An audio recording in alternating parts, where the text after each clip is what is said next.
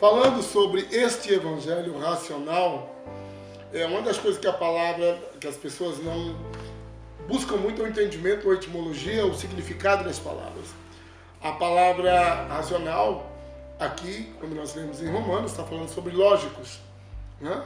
Isso está falando sobre a questão de sermos lógicos no aspecto de nos tornarmos lúcidos, conscientes, com o entendimento ativado.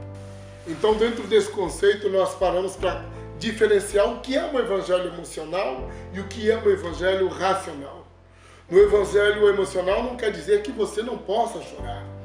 Claro que todo mundo tem que chorar, às vezes é comovido.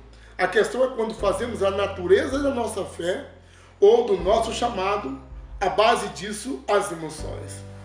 Por isso, Paulo era um homem tão centrado e tão consistente no aspecto da sua missão, que ele tinha essa administração de forma racional.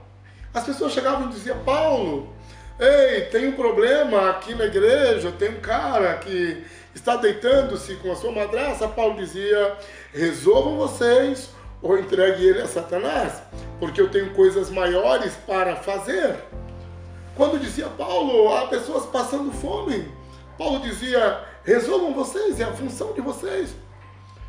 Quando compreendemos que a proposta do evangelho racional é te posicionar em uma condição onde você não cede para fraquezas, em uma realidade onde as agruras ou aflições da vida não tem o poder de te demover do propósito revelado ao teu espírito e da compreensão que você chegou, você se torna uma pessoa sólida. E uma pessoa sólida é uma pessoa que tem entendimento, como se movimenta, o que está fazendo, o que deve construir e em que vai se tornar. Quando você compreende essas três coisas, Paulo nos é como um perito para a gente, porque ele nos mostra que esse nível de evangelho emocional ele se torna um evangelho leve, um evangelho que não tem poder, não é robusto para alterar as coisas ou para elevar o padrão de fé das pessoas. Por isso que as pessoas gostam de livros que alimentam muito pensamento positivo. As pessoas gostam de cantar canções que Deus vai abençoá-las. É legal, porque afinal já está escrito em Efésios que Ele já nos abençoou com toda a sorte de bênção. Então o que precisamos talvez é ter um pouco mais de consciência e entender o que é ser abençoado. Se Ele já nos abençoou, somos abençoados de verdade. E desenvolvemos uma postura e uma identidade dentro das verdades bíblicas para a nossa vida. Que seja bem claro, eu não estou condenando ninguém a chorar, não estou condenando ninguém a dar risada ou ter a sua expressão. Quando falamos de um evangelho emocional, estamos falando de um evangelho que está cheio de fragilidade em relação à conclusão da missão. Falamos sobre um evangelho que é fraco, porque ele se quebra por poucas coisas. Falamos de um evangelho que não suporta pressão. Falamos de pessoas ofendidas emocionalmente dentro da realidade da cultura da igreja. Falamos sobre pessoas que deixam de congregar, deixam de cumprir os seus ministérios, porque foram ofendidos, porque se conflitaram com alguém, porque discordam da visão lá onde estão. Isto é entender o evangelho emocional.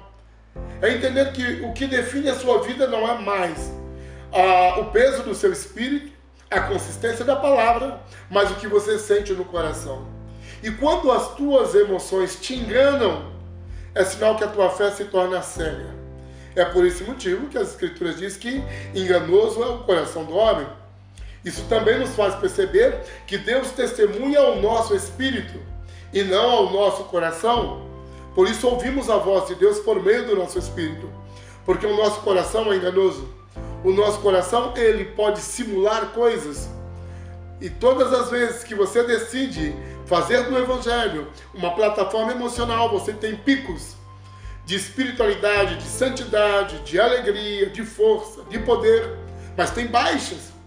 Há outros momentos que você está no fundo do poço, você se sente a pior pessoa do mundo. Por isso, o Senhor Yeshua disse: Pai, é possível passar de mim esse cálice? O Pai disse: não. E isso não é nada emocional, isso é muito racional. Isso quer dizer que precisamos de uma geração sólida, precisamos de uma geração consistente, precisamos de uma geração que tenha peso, que tenha sim amor, emoções para expressar, mas tenha firmeza interior, tenha firmeza e clareza de entendimento, tenha firmeza de um comportamento, integral, com o Espírito Santo, com as Escrituras e com a missão que precisa ser construída.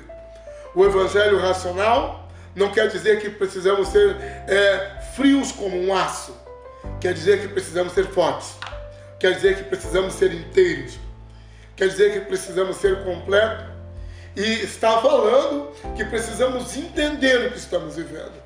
Por isso hoje, quando eu olho esta crise entre o evangelho emocional e o evangelho racional, as pessoas sempre preferem ser mais emocionais. Parece ser mais consolador. Parece que ser racional é quase pecado. Gente, entendamos uma coisa. Ser racional é ter uma cultura de autorresponsabilidade. É quando você não culpa a ninguém pelos seus erros. É quando você não condena ninguém porque uma pessoa te fez mal. Todo mundo, afinal, já passou por uma experiência ruim na vida. Eu não conheço ninguém que não tenha enfrentado uma experiência difícil. E eu conheço pessoas que, por enfrentar experiências difíceis, deixam de ser quem são na fé. Por isso, esse tipo de evangelho que queremos trazer uma correção. Queremos posicionar com uma visão mais ampliada. Paulo não era nada emocional. Então dizia: Paulo, por favor, não vá pregar ali que você vai morrer. Ele dizia: eu estou pronto para ir para Roma. Eu não tenho medo de morrer em Roma, não tenho medo de morrer em Jerusalém, não. Ele era assim. E um profeta chegava e profetizava algo para ele e dizia: eu já sei. Isso parece ser tão racional. Isso é estar seguro. Isso é conhecer aquilo que você carrega dentro. É saber aquilo que Deus te chamou para fazer. Uma geração emocional é uma geração forte. Claro, porque expressa todas as emoções que tem. Mas uma geração racional é uma geração comprometida. A maioria das culturas emocionais tem um grande problema com a desordem. As culturas mais racionais estão comprometidas com a ordem, com a qualidade, por fazer perpetuar as coisas. Então, sejamos, claro que racionais, e com um emocional governado pelo aquilo que entendemos de forma absoluta. Obrigado, gente. É sempre bom estar com vocês. Entre depois no meu canal, YouTube /Wilson Pereira. Estamos juntos. Valeu.